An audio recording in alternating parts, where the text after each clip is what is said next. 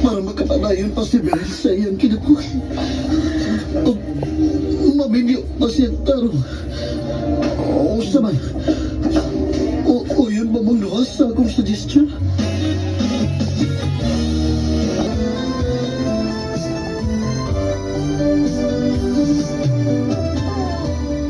Pastilan, walang gidamha 6 months old na si baby. Gusto lang edad para makatumanog yung Vit ES2 oral drop si baby. O bitaw, nindot kanya may Vit ES2 oral drops. So far, sa ako na sayran, gi-research maginin ako. Maayon sa brain development sa bata, panahon sa pagtubo. O mo provide kinig strong foundation for learning. Higang ate nag-research man dayon. Siyempre, anak na po na ako si baby good. Ate, unsay?